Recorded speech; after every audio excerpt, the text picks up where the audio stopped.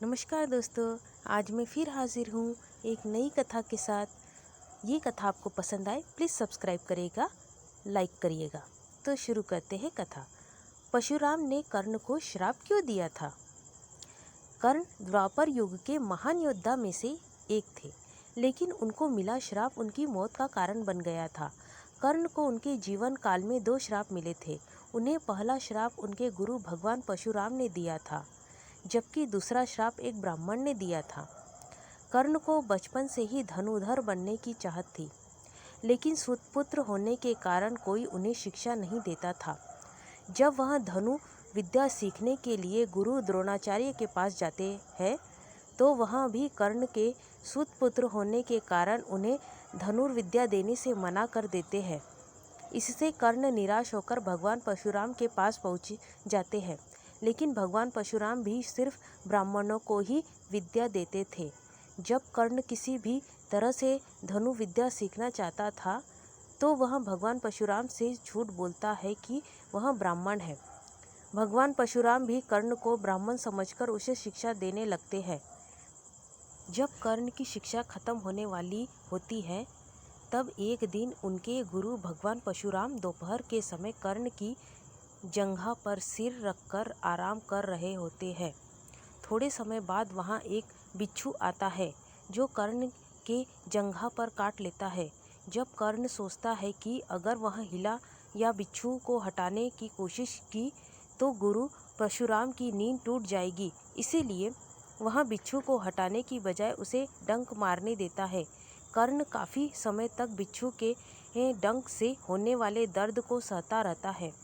फिर जब कुछ समय बाद गुरु परशुराम नींद से उठते हैं, तो वह देखते हैं कि कर्ण के जांघ से खून बह रहा है।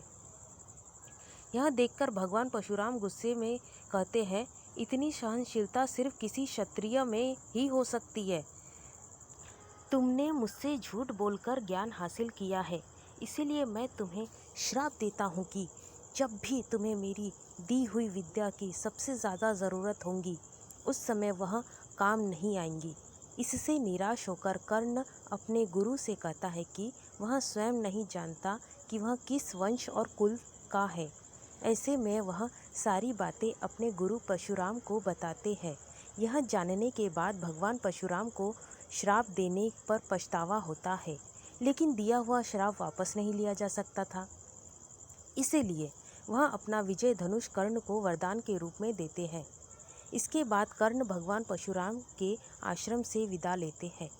इस घटना के कुछ वर्षों बाद एक दिन कर्ण जंगल में किसी अत्याचारी राक्षस का पीछा कर रहे होते हैं। वह राक्षस को निशाना बनाते हुए उसे मारने के लिए बाण चलाते हैं, लेकिन राक्षस अचानक गायब हो जाता है और बाण दलदल में फंसी एक गाय को लग जाता है। बाण लगने से गाय की वहीं पर मौत हो जाती है। उस गाय का स्वामी एक ब्राह्मण होता है, जो गाय की दुर्दशा देखकर कर्ण को वहीं पर श्राप दे देता है। श्राप में ब्राह्मण कहता है कि जिस तरह तुमने एक असहाय गाय को मारा है, ठीक उसी तरह ही एक दिन तुम्हारी भी मृत्यु होगी। आगे चलकर इन दोनों श्रापों का प्रभाव महाभारत के युद्ध में नजर आया। युद्ध के दौरान कर्ण के रथ का पहिया दलदल में फंस जाता है। जब कर्ण उसे निकालने के लिए रथ से उतरता है, तभी अर्जुन बाण चला देता है, जिससे कर्ण की मृत्यु हो जाती है। उम्मीद करती हूँ दोस्तों ये कहानी आपको ज़रूर पसंद आएगी। प्लीज़ सब्सक्राइब करें, लाइक करें, शेयर